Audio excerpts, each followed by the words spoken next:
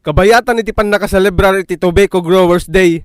Nasarok 3,000 nga mannalon iti tabako ditoy Region 1 iti nagrally iti ili a San Juan. Mainaig daytoy iti rekomendasyon ti World Health Organization wenno WHO nga panangban iti tobacco ingredients. Babaen iti panagkikinam mayat dagiti mannalon iti tabako iti nadumaduma nga ili ti Ilocosur ken kadagiti kabangibang nga probinsya. Ditoy nga inpakita da iti panangkid daw babaen iti agdama nga gobyerno iti Pilipinas iti pan nakalaksid kuma wenno panaka-reject iti nasao nga rekomendasyon. Agsipod nga rod tamaysa iti Ilocosur kadagiti probinsya kang runaan ditoy Northern Luzon nga tobacco producing province ken iti laeng panagmula iti tabako ti maysa nga pangalaan iti pagbiag dagiti tobacco farmers. Ditoy nga inpakita da iti napalaos nga panang tubngarda wenno panang kontra iti rekomendasyon ti WHO nga panangiban iti tobacco ingredients.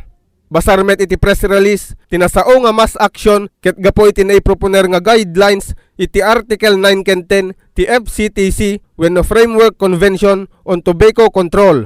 Ano sa dino nga mangiparit iti panangusar iti ingredients ti cigarette production. Mainaig kadaytoy adda iti 171 signatory countries ano sa dino nga mapagsasaritaan iti umadanin nga 4th Conference of Parties nga maangay sa Pagilian ti Uruguay into Nobyembre kadaytoy nga tawen. Dagiti 171 nga nasyon ket maysa ditoy iti Pagilian a Pilipinas.